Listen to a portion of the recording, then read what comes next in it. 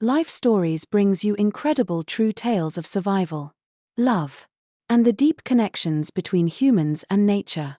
Today's story is one of courage, loyalty, and an unexpected hero, a tiny owl that refused to give up.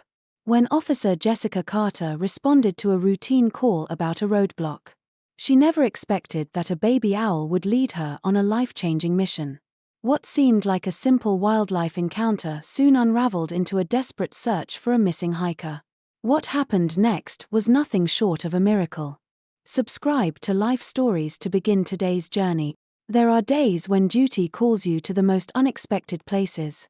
Days when you wake up expecting just another shift, only to find yourself staring into the wide, unblinking eyes of fate. That day, for me, was one of those days. The call came in the early afternoon, just as the golden autumn sun was dipping behind the trees, casting long shadows on the quiet roads of Maplewood County. I had been patrolling as usual, keeping an eye on the winding roads leading into Evergreen National Forest, when dispatch crackled in my ear. "Officer Carter, we've got a traffic obstruction on Route 19, just outside the forest trail. Reports are, well, unusual. A small owl is blocking the road and refuses to move.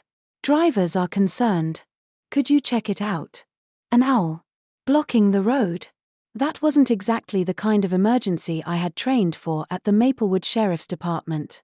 But in a town like ours, you learned to expect the unexpected. With a sigh, I switched on my patrol lights and made my way to the scene. As I approached the area, I noticed something peculiar. A small group of vehicles, cars, a couple of trucks, had come to a standstill. Their headlights illuminated a lone figure in the middle of the two-lane road, a tiny owl. Its soft, speckled feathers ruffled by the autumn breeze. It stood its ground, unshaken by the towering trucks and the grumbling engines, as if it had every right to be there. I pulled over and stepped out, immediately greeted by a few frustrated drivers. "It won't move, officer," one man muttered, shaking his head. "We tried honking, flashing our lights, heck. One guy even got out and tried shooing it away. But it keeps coming back." Another driver, a trucker named Mike Henderson, scratched his head. "It's almost like it's guarding something. I've seen animals get scared and run off. But this little guy, he won't budge." I turned my attention to the owl. Its feathers gleamed under the evening light, a stark contrast to the dull asphalt. As I stepped closer, it let out a soft, rhythmic hoot. Not one of fear, nor aggression. It was something else entirely, something insistent. Slowly, I crouched down, extending my gloved hand, expecting it to flutter away. But it didn't. Instead, to my astonishment, it hopped toward me and perched lightly on my fingers, its tiny talons gripping my glove with surprising gentleness. A murmur of surprise rippled through the crowd. "Well, I'll be damned," Mike muttered. "I've never seen anything like that." Neither had I. I had dealt with animals before, runaway dogs. A cat or two stuck up a tree, but this was different. There was an intelligence behind those golden eyes, a quiet urgency. The owl hooted again, softer this time. I could feel its warmth through my gloves, the quick, rhythmic beat of its tiny heart. It wasn't just seeking shelter. It wasn't lost. It was trying to tell me something. I turned to the crowd. "Let's give it some space," I said. "Maybe it just needs a moment to calm down." Skeptical murmurs followed, but the group complied. Stepping back slightly, I gently lifted my hand, bringing the owl closer to a low-hanging branch by the roadside. "All right, little guy. There you go. Safe and sound."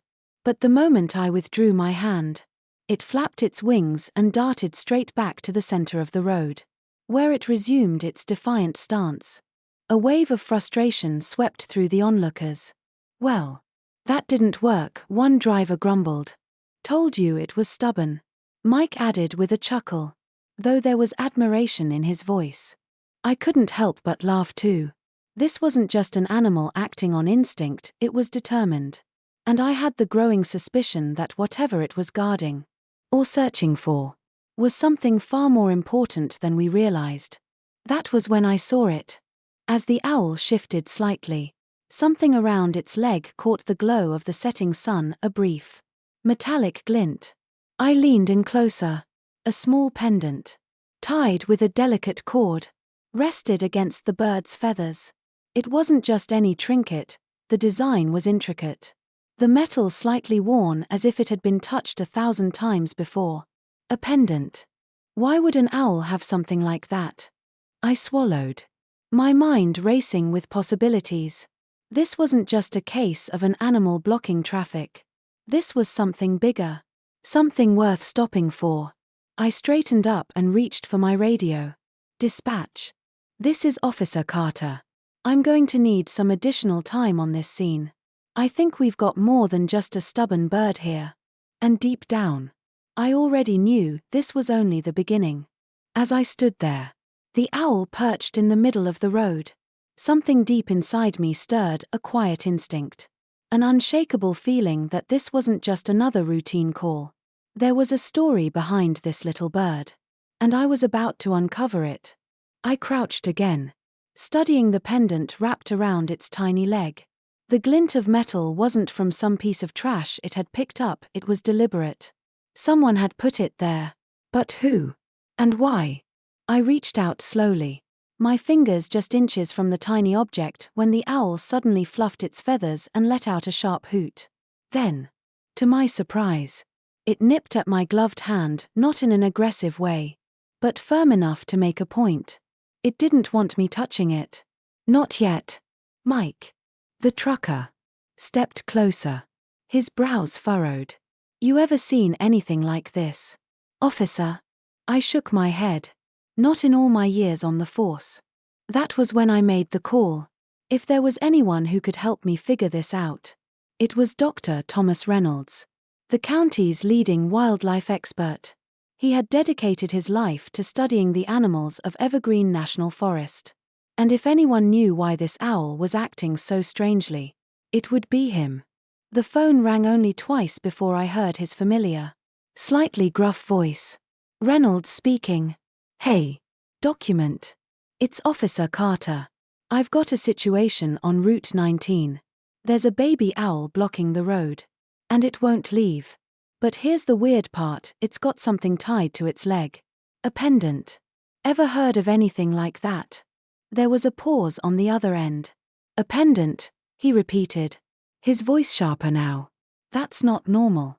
What does it look like? Small. Metal. Looks like a keepsake of some kind. Another pause. Then, in a voice laced with curiosity, he said, I'll be there in 10 minutes. I ended the call and turned back to the owl. It was staring at me, those golden eyes shining in the dimming light. All right, little one, I murmured. We're gonna figure this out. True to his word, Dr. Reynolds arrived in just under 10 minutes. Pulling up in his old, dusty SUV, he stepped out, adjusting his glasses as he took in the sight before him. Well, now, he muttered, kneeling beside me. That's something you don't see every day. The owl hooted softly, shifting its weight but not moving away. Dr. Reynolds studied the pendant carefully, his experienced eyes narrowing. Then, a flicker of recognition crossed his face. I've seen one of these before. What do you mean? I asked, my pulse quickening. He reached into his jacket pocket and pulled out his phone, scrolling through a few pictures before turning the screen to face me. Hikers use these, he explained. They're called trail marker pendants. People carry them as personal keepsakes or to mark the trails they've conquered. I frowned. So this belonged to a hiker? Seems likely. And if the owl has it, that might mean the hiker lost it. Or worse. I thought. The hiker was lost. As if confirming our suspicions. A new voice entered the conversation. Excuse me, officer. I turned to see a young man standing hesitantly by one of the parked cars. He was wearing a hiking vest. His boots covered in dust. His face was tense. Concerned. I couldn't help but overhear he said, "That pendant. I think I recognize it." I stood up. "Go on." The man exhaled sharply, rubbing a hand over his face. "I think it belongs to David Walker. He's a regular hiker around here. We met on the trails a few times, and I remember him showing me a pendant just like that. He told me it was important to him. Said he never went hiking without it." A cold knot formed in my stomach. "Have you seen him recently?" The hiker shook his head. "Not for a few days. But I heard some folks at the ranger station mention he hadn't checked back in from his last trip. I figured he was just taking his time." Dr. Reynolds and I exchanged a glance. I turned back to the owl, my heart pounding. And yet, here it is, with his pendant. The implications were clear. Somewhere out in the vast, untamed wilderness of Evergreen National Forest, David Walker was missing. And this tiny, determined owl, against all odds, had come looking for help. The realization hit me like a wave crashing against the rocks. This wasn't just an odd case of a stubborn owl refusing to move, this was a call for help. Dr. Reynolds and I stood in silence for a moment, both of us staring at the small bird perched in the middle of the road. It had come all this way, against every instinct a wild animal should have, carrying a human's pendant. And not just any human, David Walker. A hiker who hadn't checked in for days. I took a deep breath, steadying myself. If David's still out there, we need to act fast. Reynolds nodded. Agreed. If he's injured or lost, every passing hour could be critical. The hiker who had spoken up earlier, Kyle, he introduced himself, stepped forward, rubbing the back of his neck anxiously. "I can help. I know some of the trails David usually takes." I turned to him. "You sure? This could be dangerous." Kyle nodded. "If he's lost, we need every advantage we can get." The owl, as if understanding the weight of our conversation, flapped its wings once and hooted, drawing my attention back to it. Its golden eyes locked onto mine, filled with something eerily close to human determination. I crouched down, speaking to it softly. "You know where he is, don't you?" It let out another soft hoot, hopping toward the tree line. It was waiting for us. I stood up. "All right. We're going in." We quickly coordinated. I radioed Maplewood Search and Rescue, alerting them to the possibility of a missing hiker. They would begin organizing a larger search effort. But Reynolds, Kyle, and I were heading out immediately. As we stepped off the road and into the woods, the air changed. The late afternoon sun filtered through the towering pines of Evergreen National Forest, casting golden streaks against the deep green canopy. The forest was alive with the sounds of rustling leaves and distant bird calls. But as we moved deeper, an unsettling quiet settled in. The owl led the way, flying from branch to branch ahead of us, pausing every so often to make sure we were following. It was incredible, an unspoken bond had formed between us, as if it understood that we were here to help. Kyle pointed to a fork in the trail. "David liked to take the left path. It leads toward the cliffs, but it's a bit more dangerous than the other routes." I glanced at Reynolds. He was already nodding. "If the owl's leading us left, that's the way we go." We followed the rougher path, stepping over exposed roots and uneven terrain. The deeper we went, the more my stomach twisted with unease. If David had taken this trail and something had gone wrong, we might be running out of time. Then, the first real sign appeared. "Wait," Reynolds said suddenly, crouching down. He pointed at a faint boot print embedded in the damp soil. It was slightly faded but still clear enough to recognize. "That could be his," Kyle murmured. I looked ahead, my pulse quickening. If David had come this way, we were finally on his trail. But would we find him in time? The owl hooted again, this time more urgently. It took off, flying ahead faster than before, disappearing into the thick trees. A chill ran down my spine. "It wants us to hurry," I said, picking up my pace. Somewhere ahead of us, in the vast, untamed wilderness, a man was waiting to be found, and his tiny, unlikely guardian was leading us straight to him. As we pushed deeper into the forest, guided by the determined little owl, hope and urgency drove us forward.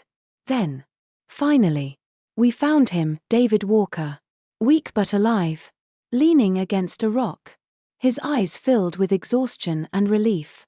The moment the owl saw him, it let out a triumphant hoot and fluttered to his side, as if reassuring him that help had finally arrived. It was a sight I would never forget, an unbreakable bond between man and nature, built on trust, resilience, and something deeper, something unspoken. David later told us that in his darkest moments, when he thought no one would come, the owl stayed by his side, refusing to leave. That day, we didn't just rescue a man, we witnessed a true miracle of nature. If you enjoyed this story, subscribe to Life Stories for more incredible tales of love, survival, and the unbreakable connections that shape our world.